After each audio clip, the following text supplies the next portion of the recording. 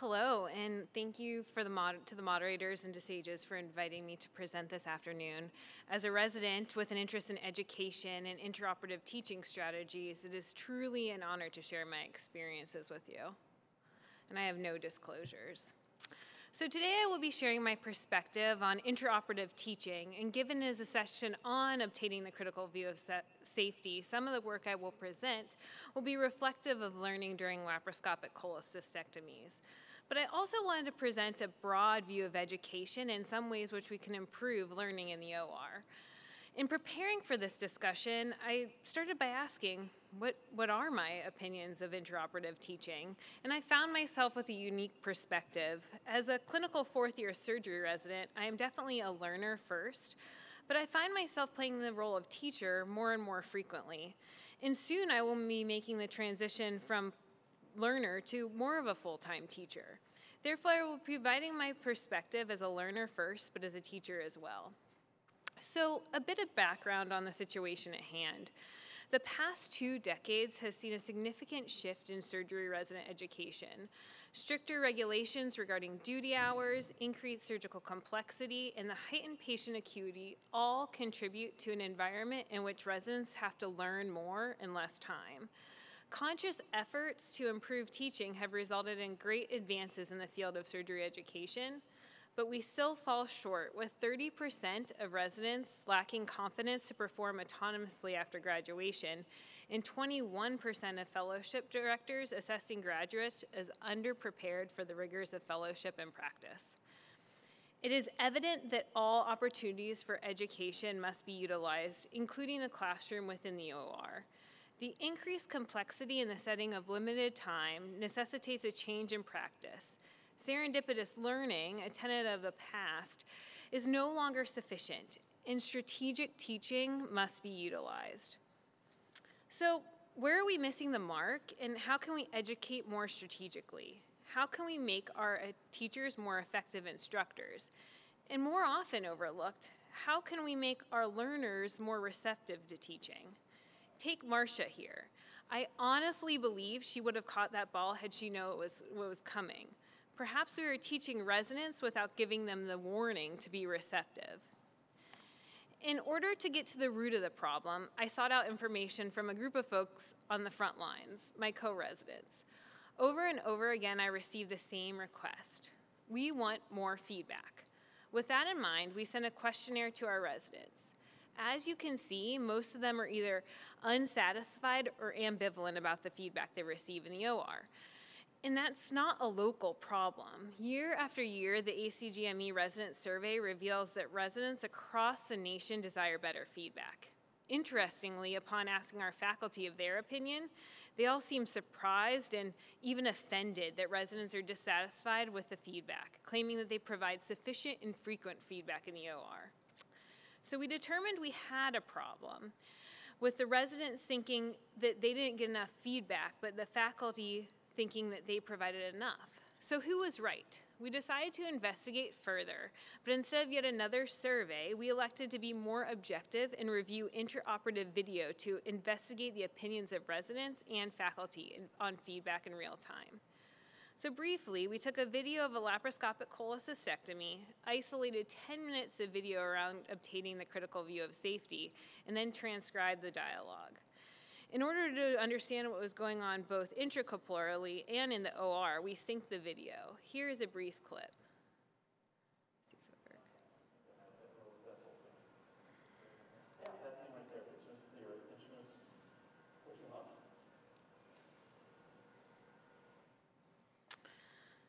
We then asked residents and faculty to watch the video and note when feedback was occurring by time-stamping the video. We set up a special viewing station in our simulation center. Here you see one of my co-residents watching and time-stamping. We also set up appointments with our faculty to facilitate viewing of the short segment of video. So here are our results. First, you can see that faculty more frequently than residents noted feedback occurrences, though this did not reach statistical significance. To further assess this pattern of disparity, the video was analyzed in 10-second segments, and those segments evaluated for variation in perception between residents and faculty. Marked are 7 10-second clips where there was a statistically significant difference in feedback perceptions between residents and faculty. The transcription of the video from these disparate segments were reviewed, as well as re-watching those 10-second segments. 3 themes were noted. First, in all segments, faculty more frequently than residents noted feedback. Second, there was no explicit mention of feedback in any of the clips. And finally, 3 of the 7 clips had nonverbal actions which could be perceived as feedback, be it positioning a hand or moving or pointing to the screen.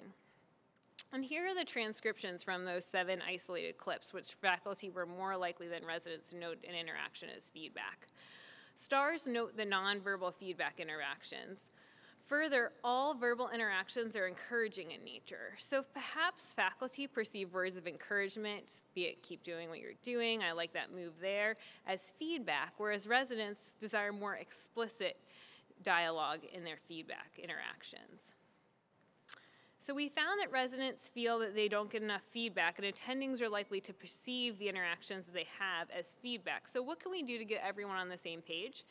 There are a lot of possible options, but one which has been described and successfully implemented is the Briefing Intraoperative Teaching and Debriefing Model, or BID. This model suggests that residents and faculty brief before the case, setting goals and expectations, focus on those intraoperatively, and then reflect on the operation and reinforce or correct intraoperative actions at the end of the case. So does it work? Here are the results from a study done at Michigan State where the model was introduced and enforced in the OR.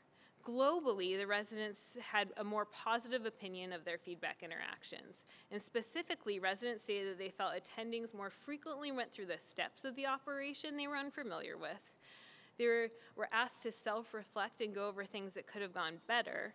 And finally, they found there was a statistically significant decrease in idle communication, aiding in the transition from serendipitous teaching to strategic use of time in the OR. So feedback is a near universal desire amongst residents, but not all of our learners are equal. Therefore, we need to adjust our teaching styles and feedback to a diverse learner group which we interact with. On the left side of the screen, I am teaching high schoolers in our laparoscopic sim lab. On the right of the screen is some of our intern class working in the simulation center. What I teach for both of them and my goals is very different, and creating a learning environment appropriate for your learner's level is key. Also important as optimizing the intraoperative classroom is creating a learning environment that aligns with your learner's personality. There are many ways of assessing and assigning different personalities and learning styles, but a simple model suggested by social scientists is that there are promotional and preventative learning styles. Promotion-focused people see their goals as creating a path to advancement and concentrates on the rewards they will accrue when they achieve them. Prevention-focused see their goals as responsibilities. They concentrate on staying safe. This model has been studied across disciplines, including in athletics. An illustrated study was performed among German soccer players. There, researchers gave the players one of 2 instructions. Either you're going to shoot 5 penalties, your aspiration is to score at least 3 times, or you're going to shoot 5 penalties, your obligation is to not miss more than twice. The number of goals was the same, but the framework slightly different. Interestingly, players did significantly better when their instructions were framed to match their dominant learning personality. This was especially true in prevention-minded players who scored nearly twice as often when they received the don't miss instructions. As a learner, knowing that I am more prevention-focused, I have to modify my dialogue and interactions with promotion-focused faculty. I also put forth a more concerted effort at moving operations forward when I'm working with another prevention-focused personality. As a teacher, I try to modify my teaching to fit the trainee. Here you see teaching that you might give a promotion-focused trainee. It is positive in nature and encouraging them to reach a goal. And the same instructions modified for a learner who is more prevention-focused, where we are trying to keep our learners motivated, remembering that promotion-focused trainees like to think in terms of positives, what they aspire to do, how best to accomplish the task, and prevention-focused people instead like to think of avoiding the negatives, potential mistakes, and obstacles to avoid. Understanding personality types both the learner and the teacher, and discussing them preoperatively is an opportunity for both parties to align the operation for greatest educational gain. In summary, there are many areas in which we can work to optimize the intraoperative classroom. We must recognize that residents and faculty perceive feedback and teaching differently.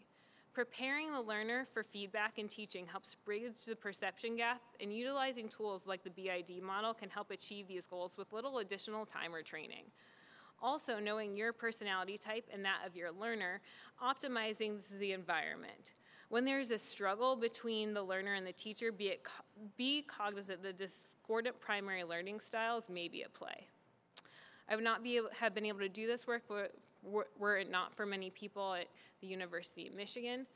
And thank you. I guess we'll now have everyone else come up.